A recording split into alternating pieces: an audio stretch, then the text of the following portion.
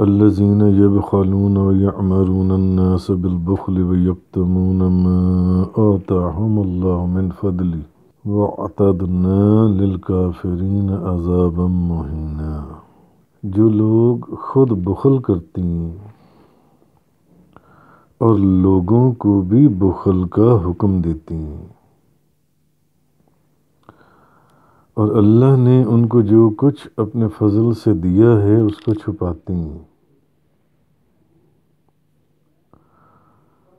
ہم نے کافروں کے لیے ذلت والا عذاب تیار کر رکھا ہے۔ وہ لوگ جو خود بھی بخل کرتی ہیں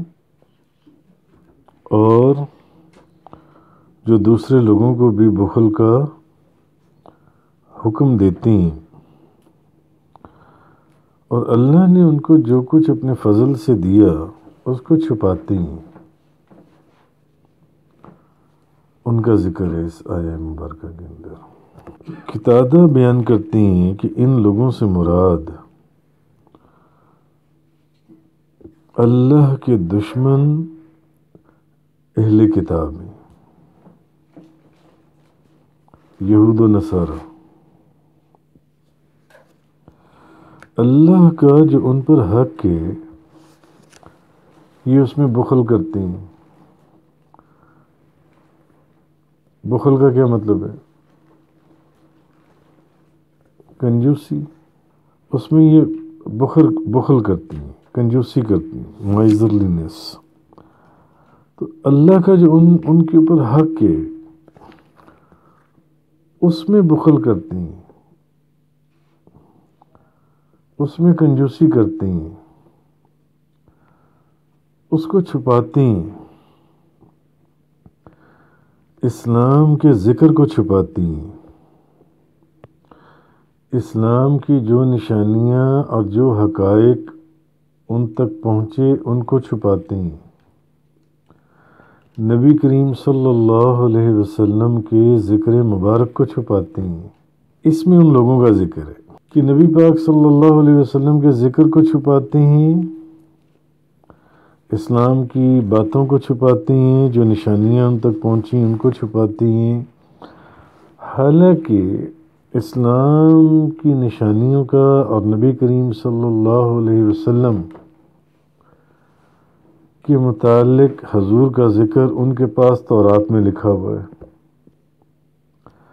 تو حضرت ابن عباس رضی اللہ تعالی عنہما بیان کرتے ہیں کہ جو انصار مسلمانوں پر خرچ کرتے تھے، انصار جو نبی کریم صلی اللہ علیہ وسلم کے ساتھ جو مدینہ طیبہ میں تھے، اب جو انصار مسلمانوں کے پر خرچ کرتے تھے ان سے یہودی کہتے تھے کہ تم اپنے مال خرچ نہ کرو مسلمانوں کے اوپر۔ جب مہاجر یہاں سے ریفیوجیز وہاں گئے مدینہ منورہ، اور جب وہاں انصار اور مہاجرین آپس میں بھائی بھائی ہو گئے، تو انصار جو مسلمانوں کے اوپر خرچ کرتے تھے تو اب یہودی ان کو منع کرتے تھے، وہ کہتے تھے کہ تم اپنے مال ان کے اوپر خرچ نہ کرو، کیونکہ ہمیں اندیشہ ہے کہ کہیں تم فقیر نہ ہو جاؤ، ان کے اوپر جو تم مال خرچ کر رہی ہو کہیں تم فقیر نہ ہو جاؤ اور تمہارا مال ضائع نہ ہو جائے، اس لیے ان کے اوپر خرچ نہ کرو۔ اور پھر تمہیں کیا پتا کہ آگے چل کر اسلام کا کیا بننے والا ہے؟ یہودی اس طرح کی سازشیں کرتے تھے کہ تمہیں کیا معلوم، تم جو ان لوگوں کے اوپر خرچ کر رہی ہو، جو مہاجر، جو نبی کریم صلی اللہ علیہ وسلم کے ساتھ لوگ مکہ مکرمہ سے مدینہ طیبہ آئے تھے، مسلمانوں کے اوپر تم خرچ کر رہے ہو، مت خرچ کرو، یا تو تم فقیر ہو جاؤ گے، اور اگر فقیر، تمہیں کیا معلوم آگے چل کر اسلام کا کیا بنے گا۔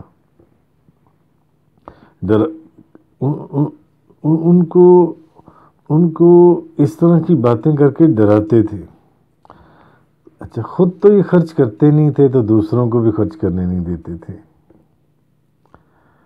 یہ ایسے منافق تھے کہ خود بھی نہیں خرچ کرتے تھے اور دوسروں کو بھی خرچ کرنے سے منع کرتے تھے. اچھا، اور مسلمانوں کو بھی بخل کرنے کا حکم دیتے تھے. یعنی کون سے مسلمان؟ جو وہاں پر انصار تھے، جو ان کے اوپر خرچ کرتے تھے. تو خود بھی خرچ نہیں کرتے تھے، دوسروں کو بھی خرچ کرنے سے منع کرتے تھے اور انہیں ڈراتے تھے. اور نبی پاک صلی اللہ علیہ وسلم کی تصدیق کے متعلق تورات شریف میں جن آیات کا ذکر ہوا، تورات میں، انجیل میں نبی پاک صلی اللہ علیہ وسلم کا ذکر ہے، تو ان کو چھپاتے تھے. تو اس وقت یہ آیت نازل ہوئی کہ الذین یبخلون ویأمرون الناس بالبخل ویکتمون ما آتاہم اللہ من فضلہ وَأَعْتَدْنَا لِلْكَافِرِينَ عَذَابًا مُهِينًا. جو لوگ خود بھی بخل کرتے ہیں اور لوگوں کو بھی بخل کا حکم دیتے ہیں، تو اللہ نے ان کو جو کچھ اپنے فضل سے دیے اس کو چھپاتے ہیں. خیر، یہ وہ لوگ ہیں کہ ہم نے کافروں کے لیے ذلت والا عذاب تیار کر رکھا ہے. ایک تو بخل ہے یہ کہ اسلام کی نشانیوں کو چھپانا، جو ان کو حق بات تھی، جو ان کی کتابوں میں موجود تھی، وہ ان کو بتا دینی چاہیے تھی. ایک تو بخل ہے یہ. نبی کریم صلی اللہ علیہ وسلم کو وہ پہچانتے تھے کہ یہی آخری نبی ہیں اور نبیوں کے سردار ہیں، مگر وہ اس میں بھی بخل کرتے تھے اور چھپاتے تھے. ایک تو بخل یہ بھی ہے. اچھا، پھر خود بھی خرچ نہیں کرتے تھے اور جو مسلمانوں کے اوپر خرچ کرتے تھے، جو وہاں پر اسلام لائے تھے مدینہ طیبہ میں، ان کو بھی منع کرتے تھے کہ ان کے اوپر خرچ نہ کرو، ورنہ تم فقیر ہو جاؤ گے خرچ کرنے سے، اور تمہیں کیا پتا کہ آگے چل کر اسلام کا کیا بننا ہے. ایک تو بخل ہے یہ، مگر ایک دوسرا بخل بھی ہے جس کا ذکر اللہ پاک نے پہلے فرمایا. جو لوگ ان چیزوں میں بخل کرتے ہیں جو انہیں اللہ نے اپنے فضل سے دیا، وہ ہرگز یہ گمان نہ کریں کہ وہ ان کے حق میں بہتر ہے. یعنی یہ اب جو مسلمانوں کے جو وہ لوگ جو بخل کرتے ہیں، بلکہ وہ ان کے حق میں بہت برا ہے، بہت برا. وہ سمجھتے ہیں کہ ان کے لیے بہتر ہے. نہیں، سَيُطَوَّقُونَ مَا بَخِلُوا بِهِ يَوْمَ الْقِيَامَةِ، ان قریب ان کے گلے میں قیامت کے دن اس کا طوق بنا کر ڈالا جائے گا جس کے ساتھ وہ بخل کرتے تھے. وَلِلَّهِ مِيرَاثُ السَّمَاوَاتِ وَالْأَرْضِ وَاللَّهُ بِمَا تَعْمَلُونَ خَبِيرٌ. اور آسمانوں اور زمینوں کا اللہ ہی وارث ہے اور اللہ تمہارے تمام کاموں کی خبر رکھنے والا ہے. اللہ تعالی حدیث میں حضرت اسماء بنت ابی بکر بیان کرتی ہیں، میں نے عرض کیا یا رسول اللہ، میرے پاس صرف وہی مال ہے جو زبیر نے اپنے گھر میں رکھا ہے، کیا میں اس میں سے دیا کروں؟ آپ نے فرمایا دیا کرو، اور تھیلی کا منہ بند نہ رکھا کرو ورنہ تم پر بھی بندش کر دی جائے گی. تھیلی کا منہ کھول کر رکھا کرو، دیا کرو. حضرت عائشہ رضی اللہ تعالیٰ عنہ بیان کرتی ہیں، انہوں نے مساکین یا صدقے کو گننے کا ذکر کیا تو نبی پاک صلی اللہ علیہ وسلم نے فرمایا دیا کرو اور گنا نہ کرو ورنہ تمہیں بھی گن کر دیا جائے گا.